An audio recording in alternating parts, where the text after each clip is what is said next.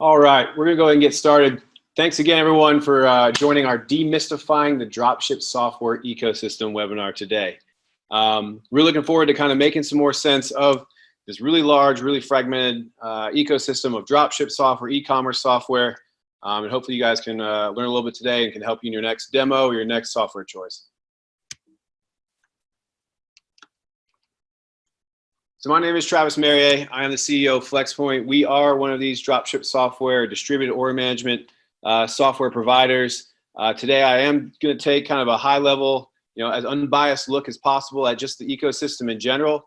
Share some things we've learned from our customers that I've learned in my, almost nearly a decade now in the e-commerce space, and kind of really help to define, these different software platforms out here and be as helpful as possible, really.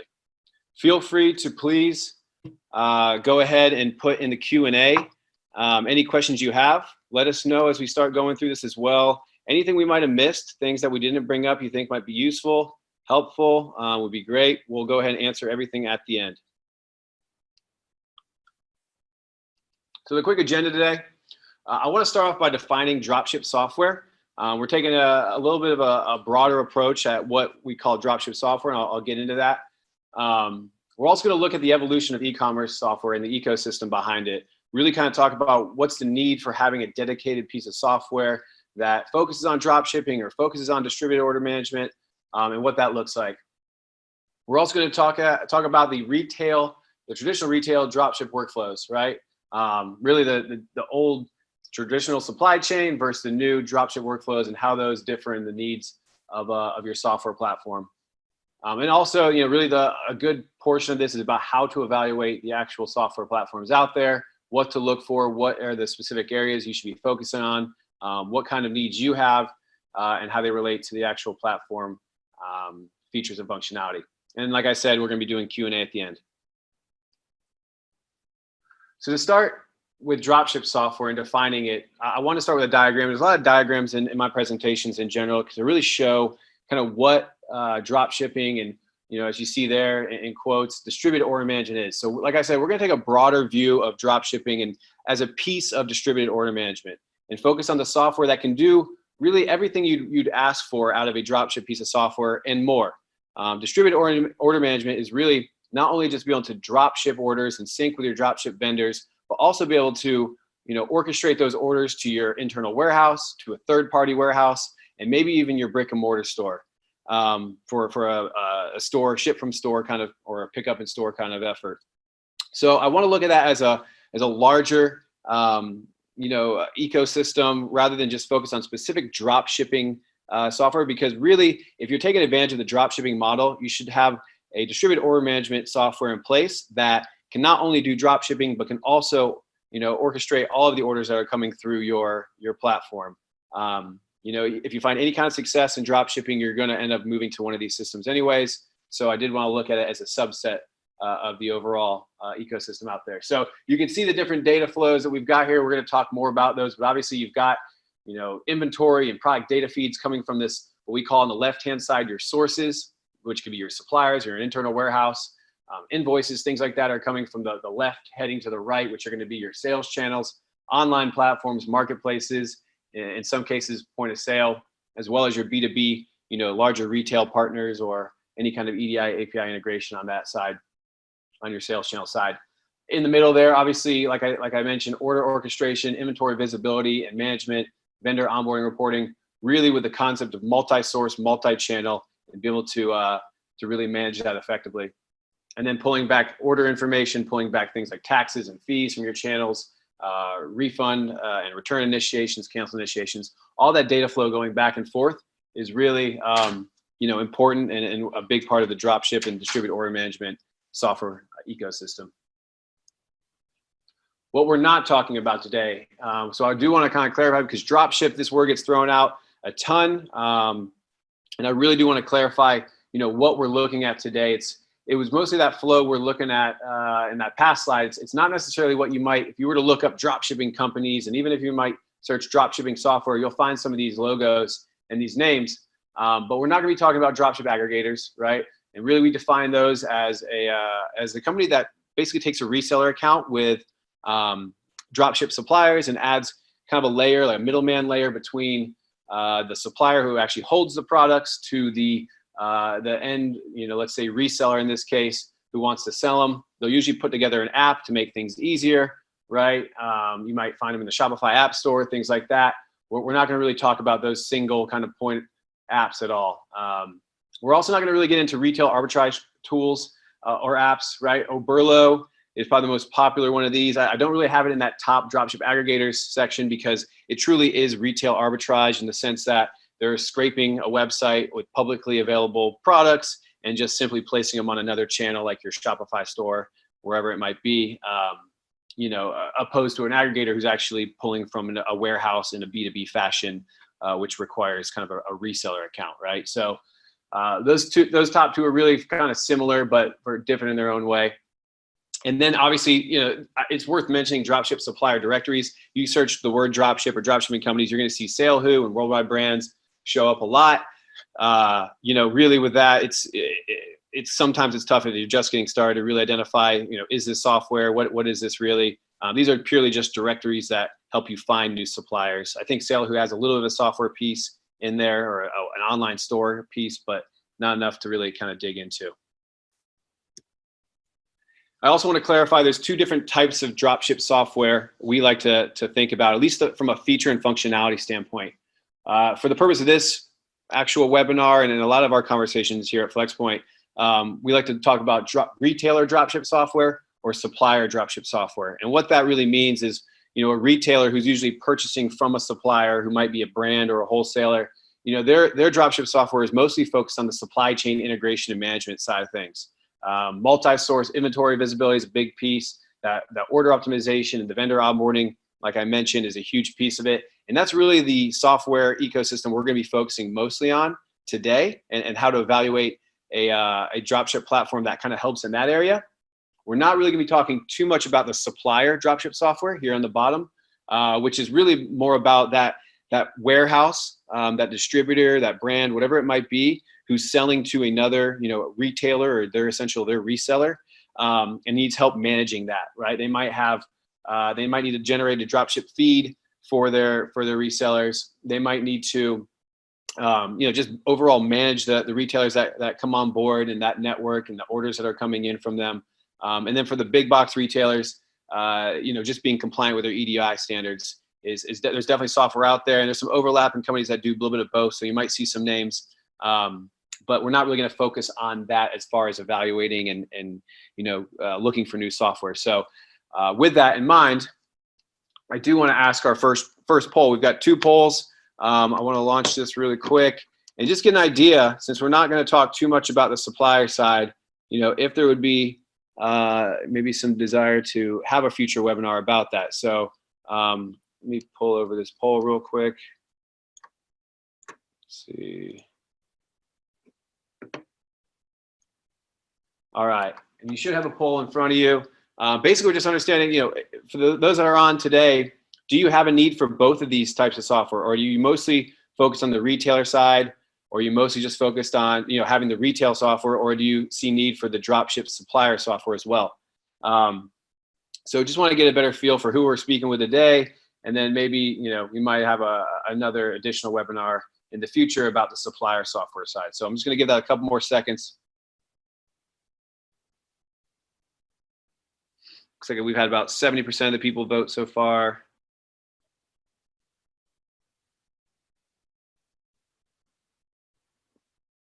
All right. All right, a couple more coming in now. Okay, great. So yeah, it looks like we, which is great. We've got a good amount of people who are looking for both, right? So I don't go into too much on this webinar today about which software does, specific feature and functionality from the names that we're talking about. I want to stay away from that, but it's good to know that, this is something to consider when you are looking at software. Can it do both? Does it really optimize that supply chain side of things? And then you also need, if you act as a supplier in our terminology and you need to sell to retailers, right? People reselling the goods that you store, does that dropship software serve that need as well? So that's good to know, and it's interesting to see that was the highest there, and retail right behind it, which is good because that's what we're focused on today. All right. So to make sense of the dropship software ecosystem, you have to start with the e-commerce software ecosystem and really understand the evolution of that and where it came from and where it started. So, in the beginning of retail, it's traditionally a single warehouse that you had, and you had a brick and mortar, or you have an online store, let's say, that you sell through, but you've got this one warehouse, and that's basically managed through an ERP system. Smaller companies, maybe just purely a warehouse management system, a WMS, or what, often referred to just as a pure OMS. Got some definitions down there for all the acronyms that you guys are going to run into if you haven't already. And all that. So ERP is basically, it's exactly what it sounds like. It's more enterprise focused. It's all about bringing everything together from accounting, from HR in a lot of cases. Obviously, there's like a warehouse management module, a ton of different stuff that could be involved in an ERP. And then, warehouse management often a smaller piece of it that's mostly focused just on the warehouse. And OMS, a lot of times that's synonymous, and there might be some more features towards the order orchestration side of things, or just order management in general, I should say. So it's pretty simple, right? It's a very plain, boring diagram here in slide. It's just a warehouse on top of an ERP, let's say, and then everything from getting it synced with your online store, your POS system, your trading partners, right? That was just built custom by your in-house dev team. And then as far as setting up products, right? Product creation, creating a new product listing on your store, or wherever it might be, you went and did that manually via spreadsheet, and then you just priced it manually as well, right? That was a traditional way of running software for a traditional retailer. Very simple, not a lot of moving pieces. As we saw a couple things, really, the evolution of the retail system was driven a lot by, the need and the requirement to sell across all these multiple sales channels that are popping up in marketplaces. The rise of the API as well, open API standard, and the rise of platforms out there rather than in-house proprietary systems. Really, you started seeing specialization. You saw a warehouse management system kind of, break out and be its own thing, right? Just, focus really on barcode scanning and getting good at that, and the warehouse optimization of the pick pack management and where was it located, what bin, really kind of doubling down on that functionality and as a standalone product. And that's all it did, right? The next slide will show all the vendors here as we see across each one of these.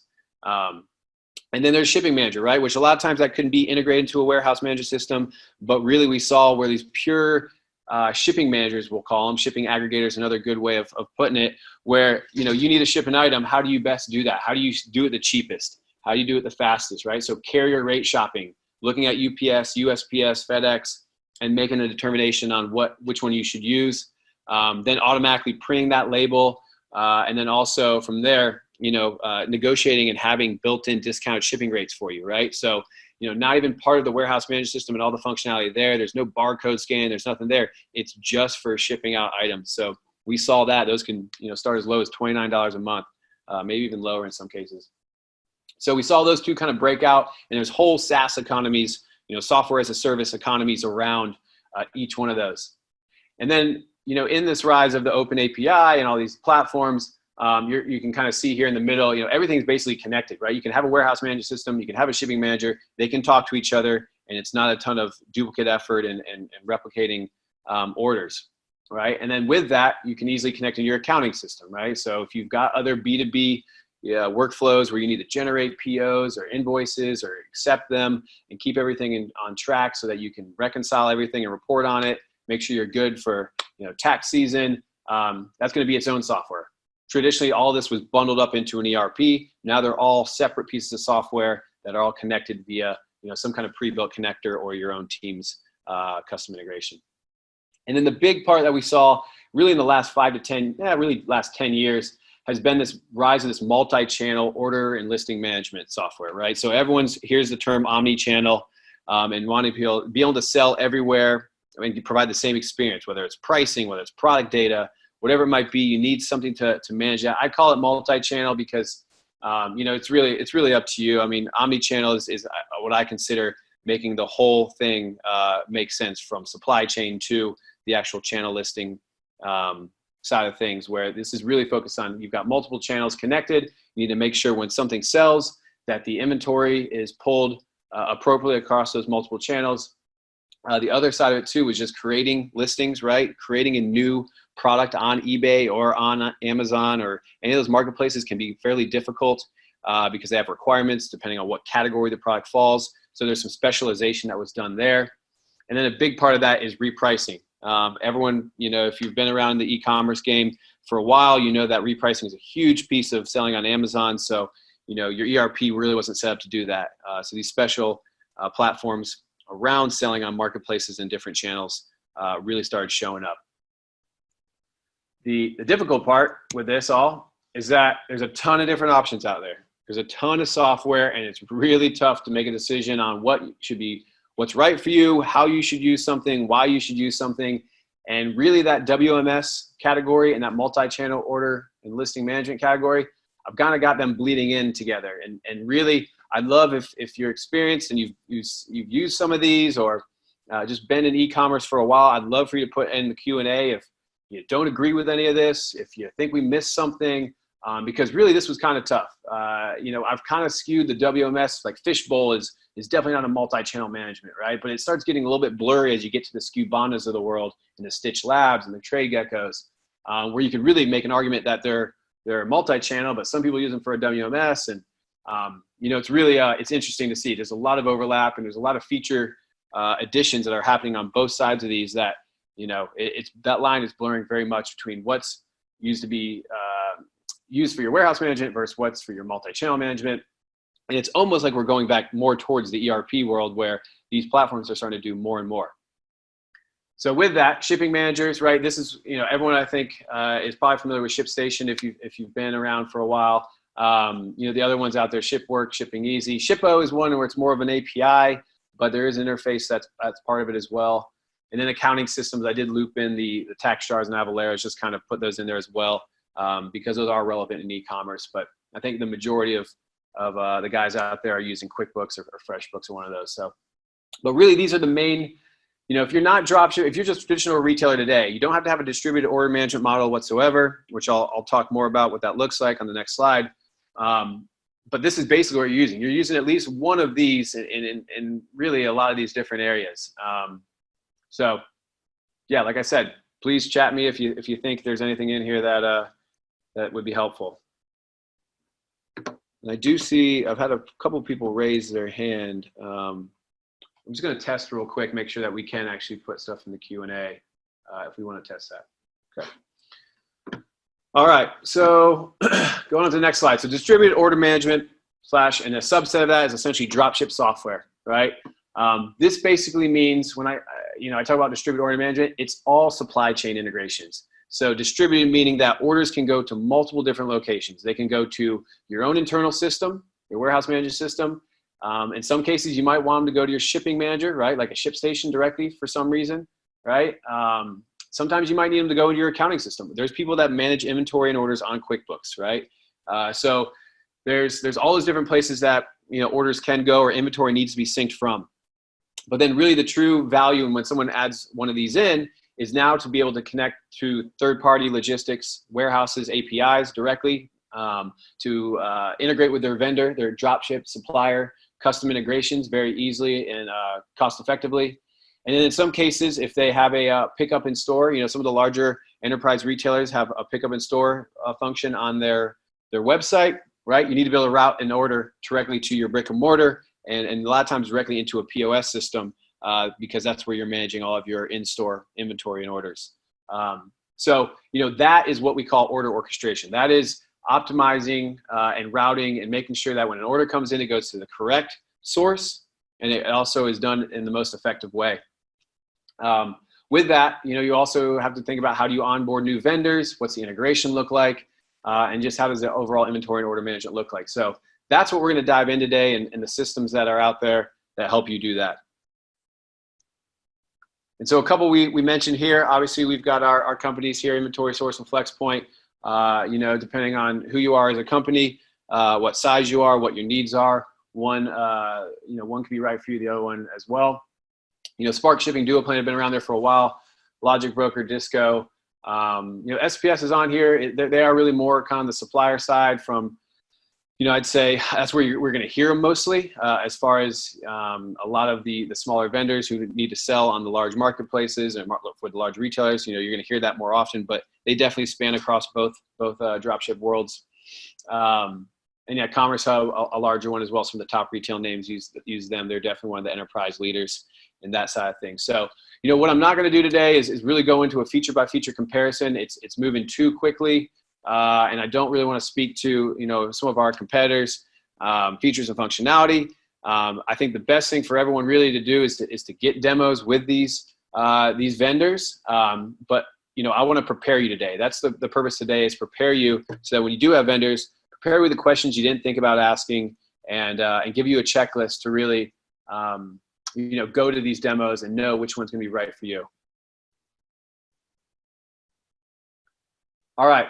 So I want to talk a little bit about the importance of, you might have noticed, if we go back a couple slides real quick, let me just show, right, some of these names up here, the Scubanas, the Ordoros especially, right, there's different ones, Seller Clouds, like there's multi-channel management and WMS software that might claim dropship, might claim that they can easily solve this, and they know it's a highly searched term, and maybe they do solve it for 80% of their customers or less, right? But in general, there's a fundamental difference in dropship and distributed order management that makes it very tough for software that was built for traditional retail to kind of solve these problems. And that's what I want to talk about. So that's why you see these names here, because really they specialize in these workflows.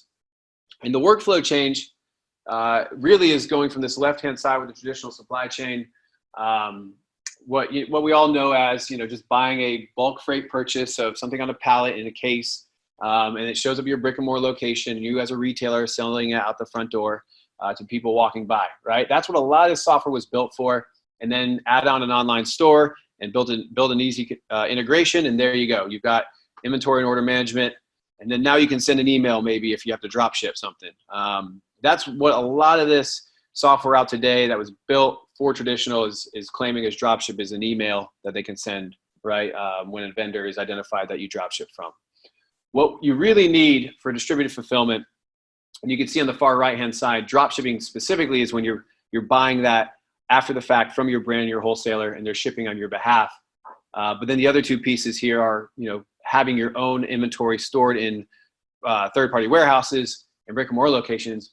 What you really need is something that supports these workflows, these three different workflows, which are vastly different from what traditional supply chain is. And I'll talk about those here after our second and final poll. Would love to know how you guys are currently shipping your orders. So if we had those four different options up there, let me launch the poll real quick. So we have those four different approaches. Select all that apply for you. The traditional, right, shipping from your own warehouse kind of approach, where you've got things stocked in your own warehouse and you're shipping them out there, whether it's directly to your brick and mortar in like a freight way, or if you're shipping directly online from your warehouse. Are you shipping out of your brick and mortar, right? Do you have stuff in the back where an online order comes in and your retail clerks actually are managing both retail in-store customers as well as online? Third-party logistics is a huge market that is getting larger and larger every day. Shopify really just rolled out their Shopify fulfillment, which is essentially third-party logistics, right? So I expect to see some there, but it's definitely newer and definitely takes a little bit more order volume to make sense for a lot of companies. And then drop shipping, if you guys are interested in dropship software, I'd say you probably are drop shipping or looking to do more of it or start it at least. So we are seeing a good portion. Looks like 75% so far that have identified that they are drop shipping. But a good mix here. I'm going to give a couple more seconds. Looks like there's just over 60% of people have voted. So I'm going to give a couple more seconds here.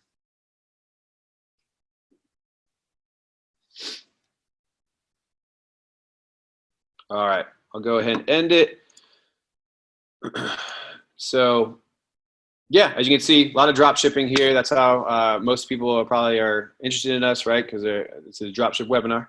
But it looks like there's a good mix as well across the board from the other location. So interesting to see. And with that in mind, that's why distributed order fulfillment and distributed order management systems are so important. You're doing a lot of different things from a supply chain perspective. You need to be prepared when an order comes in to do any one of these four. All right. And so these new workflows that I talked about, they're very different from what traditional retail software was built for. And really, they're still not even the norm, right? Distributed fulfillment is not the norm. The norm is this traditional approach. If you go to any trade show, you're going to see that. You talk to people about drop shipping and how they're set up. A lot of the retail world is still set up in the traditional way. So a lot of the software serves that market.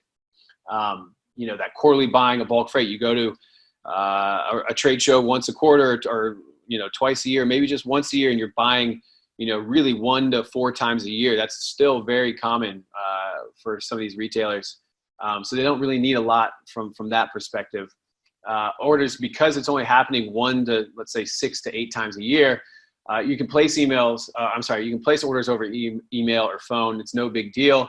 You can even go in, a more sophisticated supplier might have a B2B e-commerce checkout, which is great. You can go in and buy stuff ad hoc, but you still have to manually do it every time and check out like you're a consumer with a credit card and things like that. Or maybe you're on terms, but either way, still have to go through that process. And then these EDI implementations, you know, it's surprising to me. I mean, I get it. We do them here and they feel a bit old school and they feel a bit, you know, overly complex for what you're doing, but they really shouldn't take 3 to 4 months, but that's kind of the world that we live in, and that's the vendors that have been set up. That's an acceptable time period. And so we've seen that as well. So with that, they're not built for these new distributed fulfillment workflows, right? The high volume daily orders, you know, that's not something that traditional retail is ready for, right? Syncing on hand orders, as well as the pooled inventory concept where, you know, if you are actually sharing that product with another reseller that could buy that out from under you before you actually place an order, very new problem, very new challenge that, you know, these new distributed workflow and dropship retailers are having to face. Orders placed across multiple disparate platforms, right? So syncing and reporting across those platforms. Not only that, you're now trying to sync an order number that you have on your sales channel, order number 101, whatever it might be, to a purchase order that could have been split up to multiple purchase orders because you had multiple suppliers fulfilling this one order, right, across multiple items. And you now have to reconcile and sync those back and then report on those properly. Very new reporting challenge. Smaller, more frequent invoices, right? So, you know, the one-to-one PO to invoice concept gets very tough when you're sending a ton of, you know, what we classify as POs when you're sending an order to a dropship supplier. You know, that makes it very tough to reconcile. A lot of times you're not getting invoices back on an order for a couple of weeks, and it's tough to even understand if that order was profitable. You need to have a new system to really pull in those invoices quicker and understand if items are profitable and report on those in a more timely fashion. The shift in inventory ownership in general. You're used to having these products in your brick and mortar or in a you know, warehouse that your team is at. Used to taking a picture of them, feeling them, touching them, understanding what kind of product they are, the quality of them, writing a description based on what you see. That's no longer happening if you're drop shipping an item, right? Especially doing it in a large catalog for a good portion of your catalog that you're not actually bringing in. So, you know, the need to sync inventory images and descriptions, at least as a starting place, and then add to those, you know, is a new need in the market. And then when refunds and returns happen, you know, how does that work? How do you manage that with your vendors that some might accept returns, but some don't, and you need to accept all returns? It's a very new, challenging, and complex issue. And then on top of that, you're now dealing with a ton more supplier trading partners, essentially, whether it's from, you have now a lot more retailers who can just get started very quickly online and sell, and some might be able to gain an audience and they're worth working with, right? They might not have a brick and mortar, but they're you know, they've got a YouTube following or Instagram or whatever. So there's a ton of that popping up. And on the other side, on the supply side, you've got a ton of you know, brands showing up that it's easier to create a brand and a product and go to market with that. So, you know, and now that you've got Dropship as something that you've got in your arsenal, you can now work with a lot more brands more efficiently. So, you know, you choose to do so. But with that, you've got higher volume partner onboarding. So you have to onboard them quicker. Now you've got accounts receivable risk because they might not be as established. You might not have met them at a trade show. They haven't been verified and vetted by other retailers. So all new challenges that you should be thinking about when it comes to dropship if you're not already doing it or thinking about these.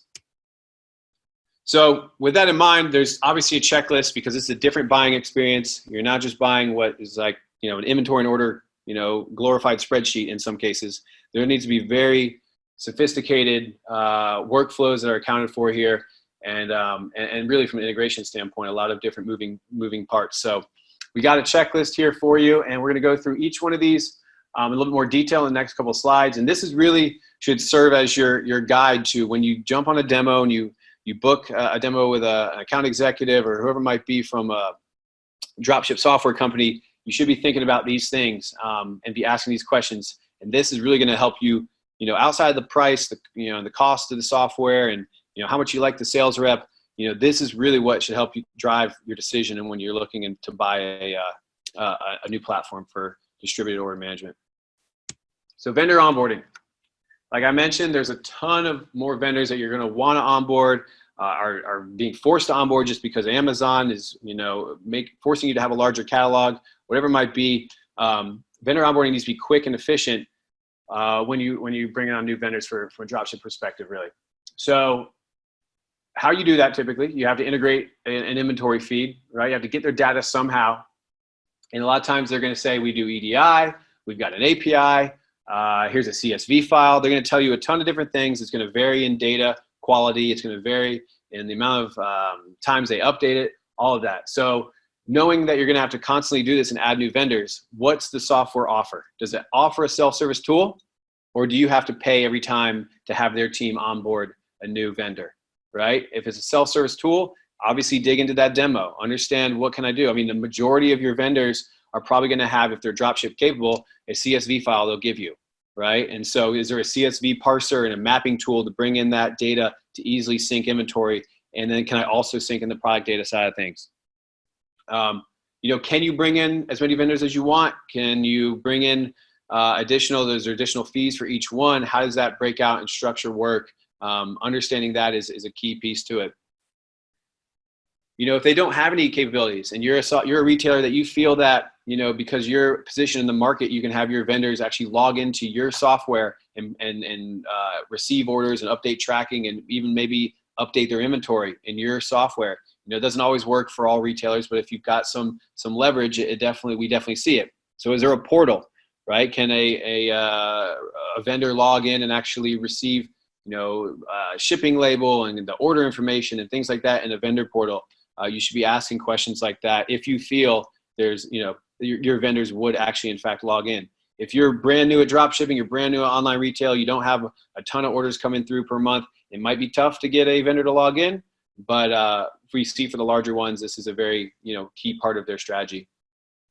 EDI and API capable, and then what are the fees there? EDI, like I said, can be a little bit of a hassle, but it is an accepted, a widely accepted part of retail, and some of the vendors out there charge a large amount for EDI versus other kind of integrations. So definitely get those quotes, get an hourly number, see if you can get a fixed rate, things like that. Especially if you've got some EDI integrations in the pipeline. And then when does it come to integrating these new vendors? If you plan on adding 50 vendors this year, which we see that is, that could be a common number. There's a lot of retailers we work with that have their 6 or 7 vendors they work with, but then, I would say a large majority have, north of 20 to 30 vendors and are looking to add more. What does this software platform offer from an account manager assistance? Are you on this all alone to go and add these vendors? Do you have any help from an expert there? That's something I think people miss, and understanding what's the capability of the software company to actually have a human and a people side to actually help you execute on your business goals. And as you bring on these new vendors, you need to be thinking about, okay, how do I integrate, right? CSV, check. We've got a mapping tool. That's great. But I also want to see, the value in distributed order management. I want to send orders to not just my dropship supplier, but I also want to send orders to my warehouse and my brick and mortar and things like that.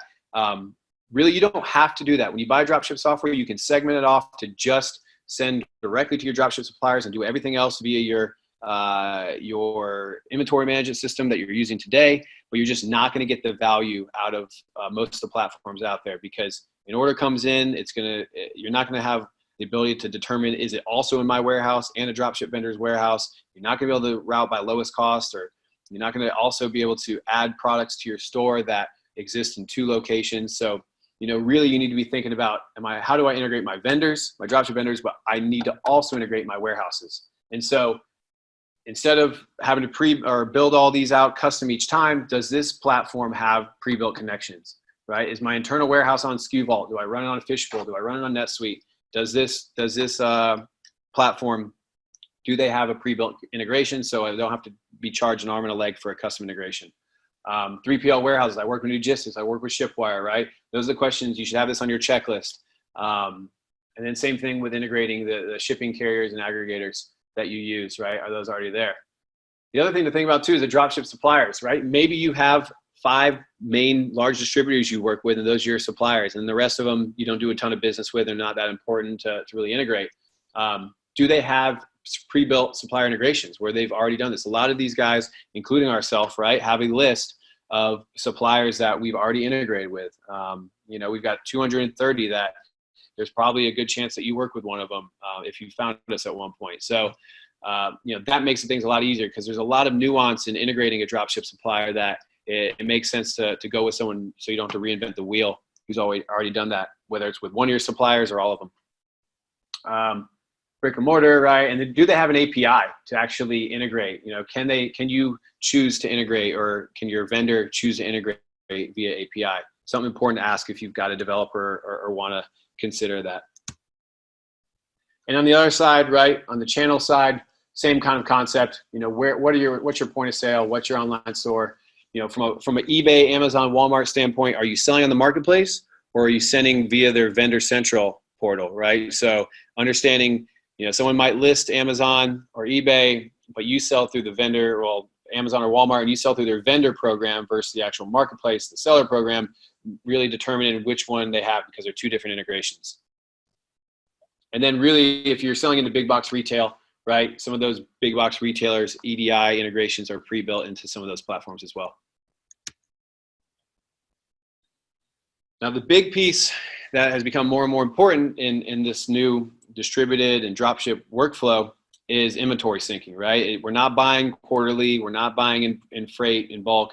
We're buying individual orders that are shared and pooled inventory across multiple retailers who can all buy them. When a run goes on a certain product and it gets popular, they can buy them right out from under you. So you need to be syncing inventory. So the question you need to ask, how often can I sync? Can I sync every 5 minutes, or can I only sync every hour, right? It might not matter because your supplier only provides hourly feeds, but then that's the question you need to ask as well. Can I sync right on the hour? Is there customization on, how often I sync, or exactly what time I sync, what days I sync?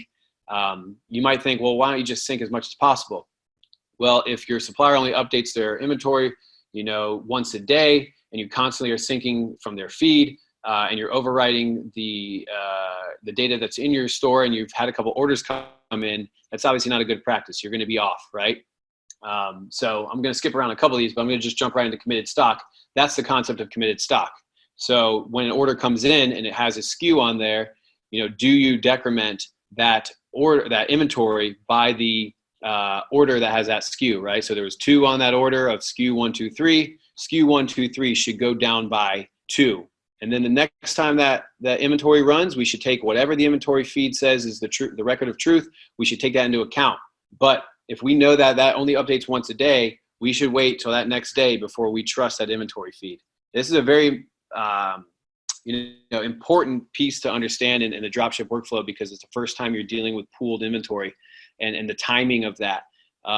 So understanding that is important, and making sure your dropship software can actually account for it is a key piece that will really prevent stock outs and really allow you to sell more than your competitors.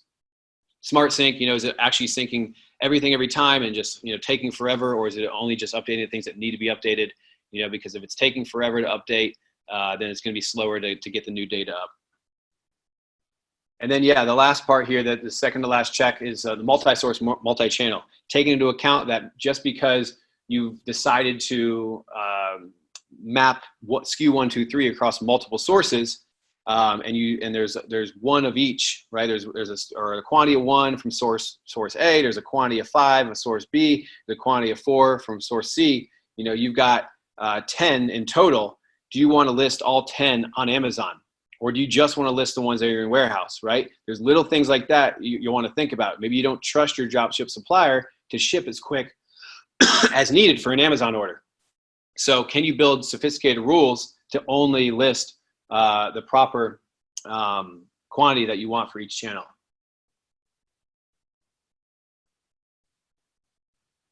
So product data and listing management. You know, this is one that, if this is important to you, which we really see a split on how important this is for the retailers out there today, on it doesn't really matter. They write all their own descriptions and add their own images directly to their sales channel. It's not a big deal to manage this in a central location, as of right now at least. To it's everything, right? They need to have the product data because it's so many SKUs. There's no way they can manually do this one by one. It's really split down the middle from who we talk with. But if it does matter to you, you really need to kind of dig in on this, because there's not a lot of software out there that does this very well. You know, I would say that's where we've really focused, because we see it as a differentiator. But, you know, it's one of those things, because it's not needed by, you know, these larger retailers that have a huge team that do item setup, that a lot of the traditional retail software does not really look and put too much effort here. So I would definitely say dig into this when you are demoing software. So one is, can you actually pull in the data from the data feed that's product, right? Can you automatically pull in an image link and then put that image into your platform? Are you pulling more than just price, quantity, status, which a lot of these guys that's all they're pulling in? You know, can you pull in custom attributes and custom meta fields and things like that? What can you do with that meta field that you've brought in? Can you push it all the way to your channel? We see this in, you know, specialty items like, you know, if something's hazardous or not, it's going to be in the feed and it's going to say this item is hazardous, and your supplier is going to provide you that data. Can you propagate that data all the way to your channel, so then you can then filter hazardous items, you know, as far as in a certain category or whatever it might be? You know, can you obviously manage it internally in your software to filter those in or out of the platform and where you're listing them, or, you know, only listing them on your store but not listing them on marketplaces, things like that. The big thing too is, you know, this is also one to really dig into with your vendors, parent-child variation structure. So you can kind of see the diagram to the right there. You know, you've got one t-shirt. That's really the product listing of this t-shirt, but that t-shirt comes in small, medium, large. Is there an intelligent mapping of what those small, medium, large child products, should they go to one parent, right? And then can you propagate that all the way from the supplier feed, which is already structured like that, to the channel, which also requires it? Listing on marketplaces, understanding creating a new offer versus a new listing, right? I think that's fairly common terminology between Walmart and Amazon. You know, a new offer essentially being you're mapping to an existing product already on the marketplace, right? By UPC or, you know, EAN or things like that. Or are you actually creating a brand new product where you need to provide the UPC and provide more details about this product? It doesn't actually exist on the marketplace. What is your platform capable to do both, just one? You know, it can be very difficult to create new products, new actual listings on platforms like eBay and Amazon and Walmart, because depending on what category the product is in, it can require different meta fields, if you will, or attributes. Where if it's you know, if it's a monitor or a TV monitor, it needs to have certain dimensions, where obviously a t-shirt's not going to require, you know, the dimensions that a TV monitor would. So, you know, it's very specific to the details and the data that you need by category. So a lot of times you're going to find that the software can only create new offers and can't create new listings. So if that's important to you, just understand that's something you'll need to ask about. Kitting and bundling is a big thing too, right? You might be able to create a kit, a bundle of something, or, you know, kit a product together. You know, that's great, and list it. Can you also then complete it from an order flow perspective? Can you, you know, it's kind of funny terminology, but can you explode the components to then actually go and be routed appropriately to the multiple vendors you might fulfill from, right? It might be a baseball helmet, a bat, and a ball, and that comes from 3 different sources, but it's one listing on the store. Can you support that workflow so everything flows automatically? And then repricing, very important for marketplace sellers to reprice the products according to the competition. If that is important to you, understanding if it's internal to the platform, that's great. Maybe if it's really good repricer, but if they don't have one integrated internally, can it integrate with other repricers, which, a lot of times is just as good, if not better, because the other repricer is really good at what they do versus someone that's bundling all that stuff together, like a traditional ERP would do. So one of our favorite pieces is the order orchestration and routing piece. This is really where high volume, monthly order sellers can make a lot of money and can really optimize what they're doing already, save a lot of money as well, whether it's increasing margin, from routing to the most cost-effective source, or if it's just sending to the closest supplier so that it's getting there on time and improving the customer experience. There's a lot of value that can be added here. So understanding what kind of intelligence is available in the platform, what is manual versus automated. If you decide to just implement Dropship software and keep the rest of your workflows siloed, you're going to have to do a lot of stuff manual. You're going to have to determine, is this product a Dropship product? Is it not a Dropship product? Manually update it, route it, so you need to determine, one, can you support the distributed order management flow and route everything through one central distributed order management system? And if you can, what does that system look like? And can you do almost all of it automated? Can you build importing and routing rules so that you can customize, all scenarios? So you could say, yeah, I can automate everything, but what about when it's X, Y, or Z? I need to do, if it's, let's give you an actual example. If it's from out of the United States, I don't want to automatically just send that to X supplier because they don't ship international. We do from our warehouse. It might be the lowest cost, but I don't want to send that to them, and then it's delayed because they don't realize it and they don't tell me for a day later. Do you have importing rules to automatically identify where that order is coming from, and then route it appropriately, or maybe put it in a pause or a hold mode? These are the kind of questions you need to be asking about. And really what you should be doing is outlining all the scenarios you think about in your business when it comes to order routing and what scenarios you think are important to you, edge cases, everything. And then just kind of walking through that in the demo to identify what's supported and what's not. What day is available, right? Can you get as granular as saying this product SKU starts with SK? And then if that happens, do a whole different kind of routing rule set than if it's just a regular product, right? Digging into those pieces. Cross-docking is a big piece too, right? For some people, it's a big piece for people that do it, I should say. Because it's really tough to automate everything if you have to, change the shipping address in the middle of the flow. So do you support the dynamic changing of the shipping address from the end consumer to your own warehouse in certain scenarios? And then you also suppress that tracking information so it does not go all the way back to the consumer when it's been shipped to your warehouse, and they get a delivered notification, but it's not sitting out front side their door, it's sitting in front of your warehouse. That's a bad customer experience. So, if you do cross-dock, digging into what does that workflow look like is very important, obviously. Reporting on the orders versus purchase orders I talked about earlier, the reconciling of one order has multiple purchase orders. How do you actually look at if that's profitable?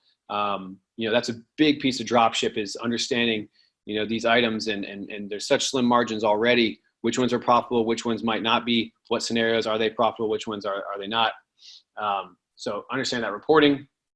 And then lastly, a lot of retailers are going to be doing both wholesale and dropship. So can you leverage this platform to also send wholesale orders, which kind of touches on that bullet a couple up, the order sending frequency and customization. Can you wait and send these in bulk, right?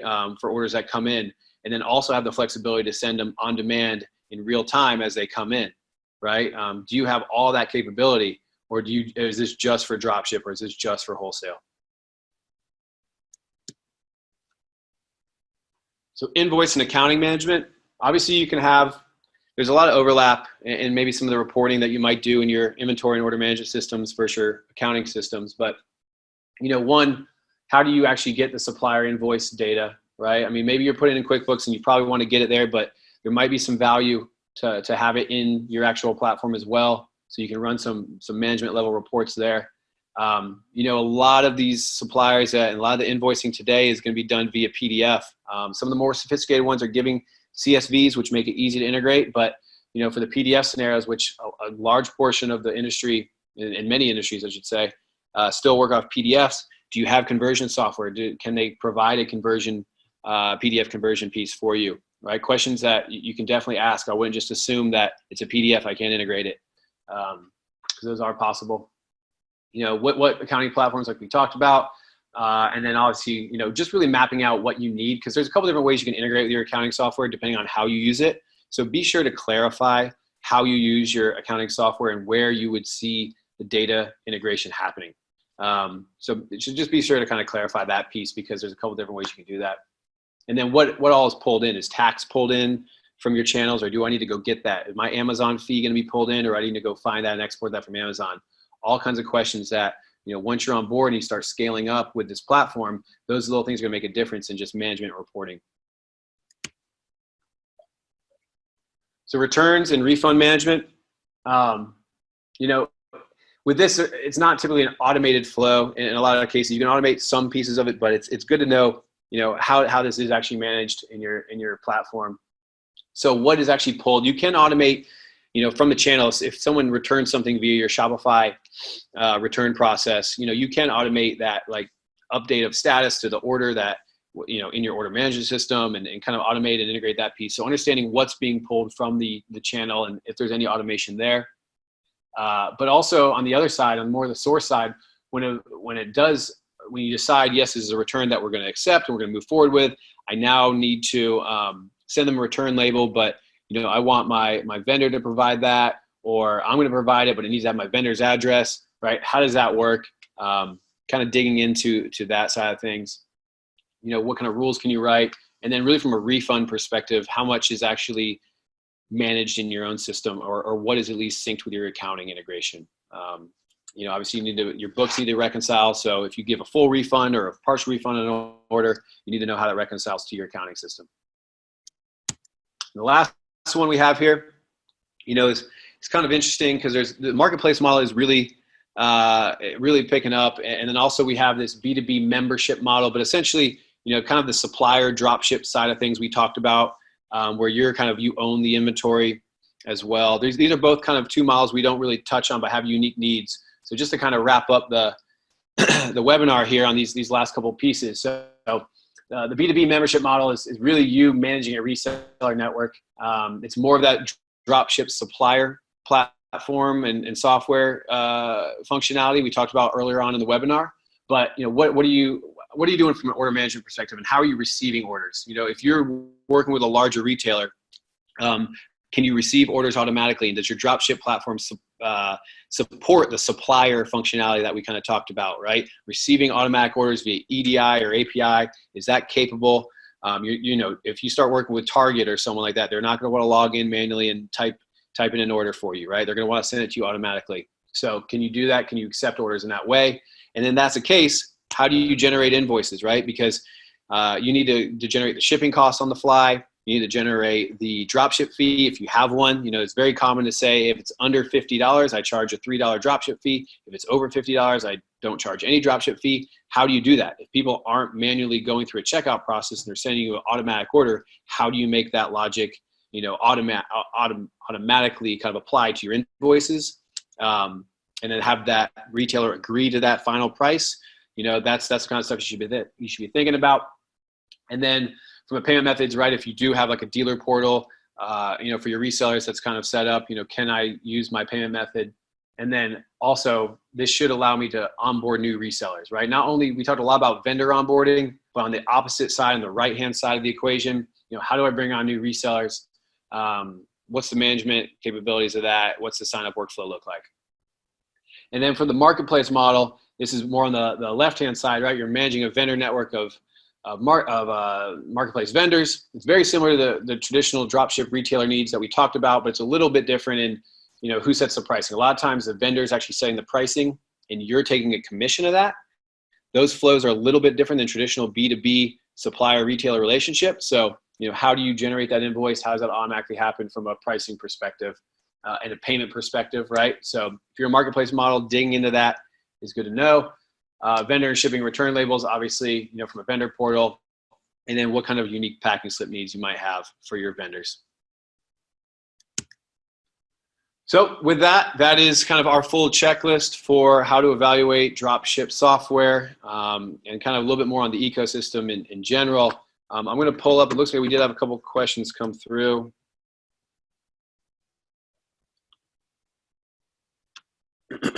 Okay, so just reading through this first one.